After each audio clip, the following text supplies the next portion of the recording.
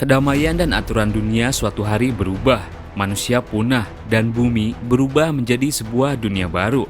Seorang tentara cyborg bersama gadis Beast Spirit melakukan perjalanan untuk mengungkap misteri di balik dunia yang baru.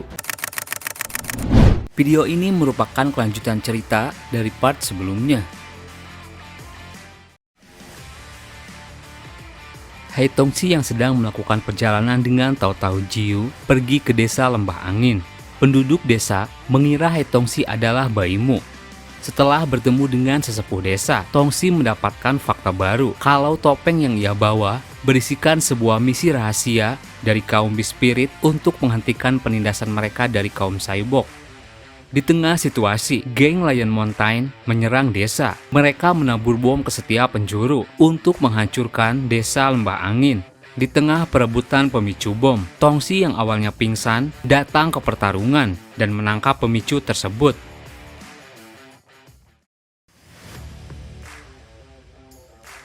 Tongxi yang memegang pemicu bilang, pasti menyenangkan jika meledakkan semuanya. Sontak para Beast Spirit panik mengetahui itu. Shaosang di hadapannya bilang, apa yang kau lakukan? Kembalikan itu sekarang, harga bom itu tidak murah. Dengan sorot mata yang tajam, Tongxi menjawab, terima kasih untuk makanannya. Ia lalu memencet tombol pemicu bom. Sebuah ledakan besar terjadi. Jiu dan King Sui dibuat syok. Sejenak mereka terdiam. Mereka heran karena tidak terjadi ledakan di desa. Bom itu ternyata meledak di sekitar tubuh Tongxi. Terlihat sekarang baterainya terisi penuh. Aku sudah lama tidak merasakan ini. Sorot matanya berubah. Shaosang di depannya heran. Apa yang kau lakukan? Kemana semua bom energiku? Tongxi menjawab, hidungku sangat peka dengan energi. Karena aku lapar, tiba-tiba ada banyak permen di desa. Aku lalu memakan semuanya dan meledakkan di dalam tubuhku. Bom-bom itu sangat lezat. Hei gadis berambut pink, aku akan menganggap bom yang kumakan sebagai upah dari desa. Beritahu aku sekarang, apa yang harus kulakukan pada mereka? Jiu yang masih kaget menjawab, kalahkan mereka. Jangan biarkan penduduk desa terluka, termasuk dirimu. Tongxi tersenyum. Ia melihat Shaosang dan bilang, hei tuan berotak bunga, sepertinya kau di situasi yang buruk karena jarang sekali bateraiku terisi penuh seperti ini. Saatnya menghancurkan kalian semua. Shaosang murka. Ia berkata pada pasukannya, bunuh dia sekarang. Dengan cepat, satu cyborg datang dari belakang dan siap menghantam. Satu serangan dilancarkan. Tongxi menahannya dengan tangan. Senjata itu pun bengkok. Semua orang kaget melihat itu. Tongxi berkata, bukankah kalian bertiga mengepung King Sui si ikan kecil itu?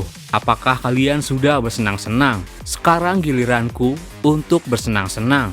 Tongxi menyerang balik. Ia mencengkram kepalanya dan langsung menghantamkan tubuhnya dengan keras ke bumi. Satu cyborg dari arah lain bergerak melompat. Satu serangan dilancarkan. Tongxi berhasil menghindar. Ia berbalik, mencabut pedang, dan langsung memotong senjata tersebut. Dasar pecundang, tidak semudah itu aku bisa dikalahkan. Cyborg di hadapannya bilang, jangan sombong dulu sialan, tubuhku bisa beregenerasi. Tangan robotnya pulih kembali. Cyborg itu langsung berlari menyerang lagi. Pedang burukmu itu takkan bisa mengalahkanku. Tongxi tersenyum. Ini pertama kalinya aku bertemu orang bodoh yang memberitahu kemampuannya. Magnetic Hard Ring. Pedangnya bergetar, lalu mengeras dan membentuk sebuah palu. Tongxi melompat. Dengan senjatanya, ia menghantam kepala cyborg itu hingga hancur. Dengan cepat Fatiao datang melompat dan siap menendang. Satu serangan dadakan menendang muka Fatiao. Tubuhnya terhempas. Bukankah kau bilang lawanmu itu adalah aku? King Sui datang memasuki pertarungan.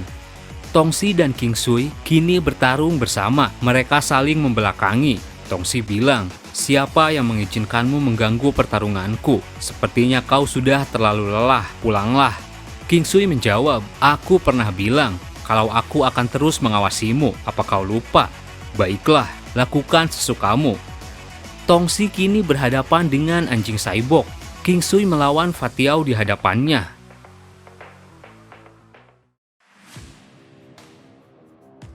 Tongsi berdiri di hadapan Saosang dan anjing Saibok. Saosang bilang, setelah mendengar dari anak buahku, sebenarnya aku terkejut ketika mendengar salah satu dari Egg Dark Samurai ada di sini. Aku juga mendengar bahwa organisasi itu sudah hancur dan ada 2 orang pengkhianat, bayimu dan Hei Tongsi, yang manakah dirimu? 6 sisanya pasti sedang mencarimu sekarang, bukan? Aku akan menangkapmu dan menjualnya pada mereka. Saibok anjing itu langsung datang menerkam. Satu pukulan Tongsi langsung menghancurkan tubuhnya. Sepertinya kau tidak paham bagaimana kekuatan dari anggota Egg Dark Samurai. Tongsi mencengkram kepala Saosang. Kau harus sadar dengan siapa kau sekarang berhadapan. Sementara itu, King Sui sedang berhadapan dengan Fatiao. Fatiao datang menyerang. King Sui bergerak. Ia melemparkan duri-duri ikan dalam tubuhnya. Dengan mudah Fatiao menghindar. Satu tendangan keras ditahan King Sui. Tubuhnya terhempas. Dan secara mengejutkan, mendadak tubuh Fatiao bergetar. Ia bilang, apa ini? Kenapa aku sangat mudah lelah? Dia hanya fokus bertahan, sedangkan aku hampir kehabisan energi. Fatiao bangkit, aku akan menyelesaikan sekarang juga. Satu serangan siap dilancarkan. Ia bergerak maju. Tapi mendadak tubuhnya tersungkur. Sialan, aku tidak bisa bernafas. Aku merasa tubuhku lumpuh. King Sui menghampirinya dan bilang, itu racun. Apa kau sadar kau sudah tersayat duri tulang ikanku? Walau hanya goresan kecil, efek racunnya akan menyebabkan kelumpuhan dan kegagalan pernafasan. Karena kau setengah robot, efeknya sedikit lama.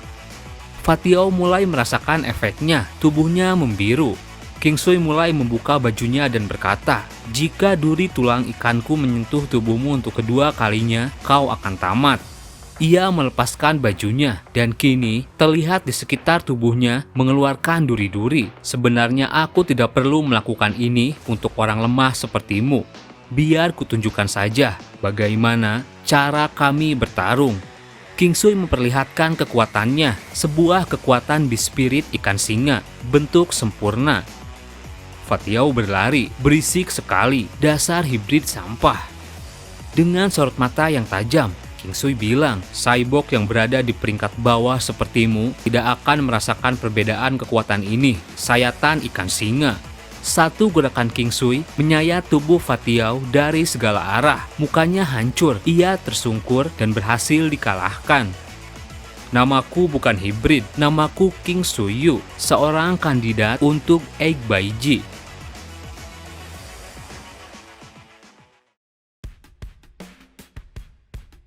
Pada akhirnya, semua petarung kuat dari Lion Mountain sudah tumbang. Saosang lalu dicekik Tongsi. Ia panik. Tunggu, kita bisa menyelesaikannya dengan cara lain. Aku berjanji padamu, tidak akan menginjakkan kaki di desa ini lagi. Tongsi lalu bertanya pada Jiu, hei gadis berambut pink, apakah aku harus membunuhnya? Jiu terlihat sedang memberikan cairan kepada King Sui. Tongsi lengah. Saosang membuka kepalanya dan langsung menjulurkan serangan dari mulutnya. Tongsi marah dan memutus lidahnya. Dia licik, aku tak bisa membiarkannya hidup. Saosang yang ketakutan mencoba negosiasi. Gadis kecil, kau tahu sendiri, ada banyak hibrid di markas kami. Jika kami tidak kembali dengan selamat, Saibok yang ada di sana akan membunuh para hibrid. Jiu berpikir, ia menjawab, dia benar, jika kita tidak membiarkannya pergi, maka pasar budak akan runtuh. Bisa saja kelompok budak lain akan mengambil keuntungan dari situasi ini. Jiu lalu bilang kepada Saosang, kembalilah dan bebaskan para Beast Spirit yang diperbudak. Jangan pernah masuk tanpa izin ke daerah kekuasaan kami. Mendengar itu, Hei Tongsi langsung menginjak kepalanya. Aku tidak setuju, dia sudah tahu identitasku. Jika posisiku tersebar, ada beberapa Saibok yang tidak ingin kulihat akan datang membunuhku. Dengan tegas tahu-tahu Jiu berkata kepada Saosang, dengar, aku akan menunggu kau melepaskan para Beast Spirit. Jika kau tidak melakukannya, aku akan mengumpulkan para anggota Egg Baiji untuk mencarimu. Tongsi kaget mendengar itu. Ia lalu membiarkan mereka pergi. Sambil berlari, Saosang bilang, tenanglah, kau bisa percaya pada kami.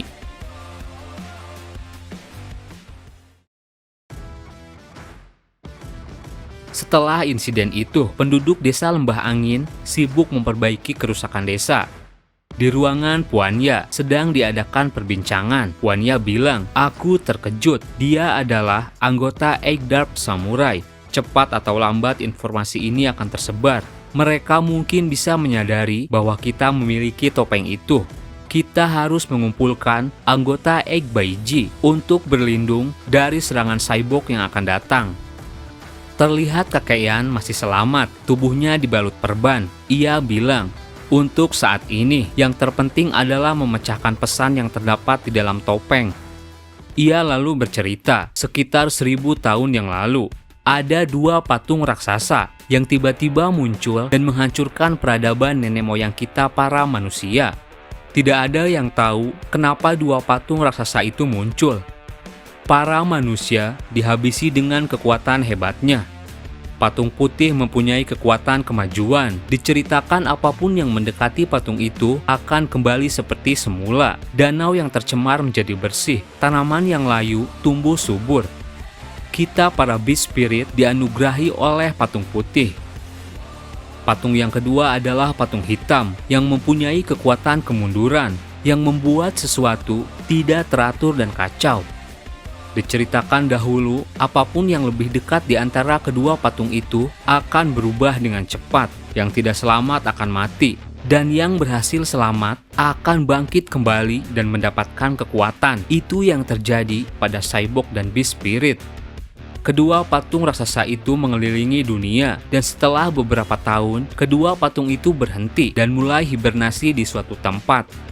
Hanya ada satu cara untuk bisa memastikan di mana letak patung raksasa itu hibernasi, dengan menggunakan topeng.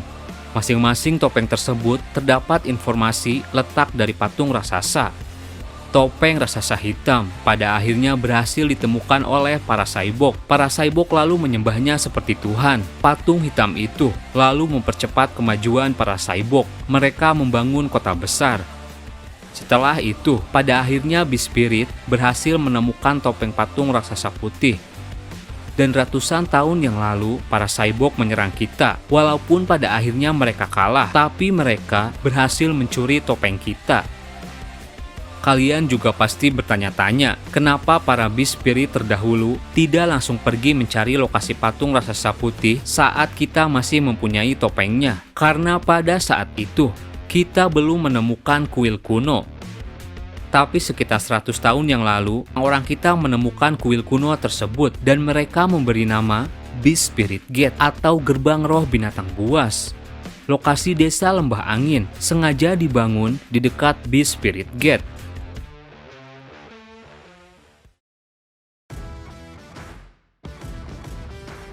Setelah itu, bergegas Tao Jiu, King Sui dan Hei Tongxi menuju ke sebuah tempat yang tak jauh dari desa.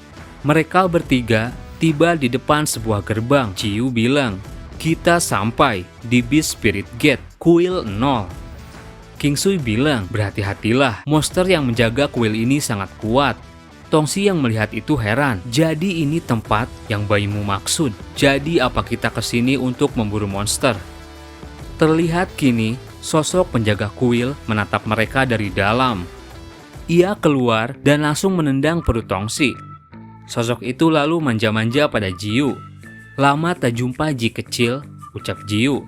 Tongxi kesal. Ji kecil meledek. King Sui bilang, "Berhenti, dia itu teman kami. Dulunya dia Beast Spirit. Karena melindungi desa dari penjajah, dia menggunakan kekuatannya secara berlebihan. Akibatnya dia menjadi binatang dan kehilangan ingatannya. Sekarang dia hidup seperti ini."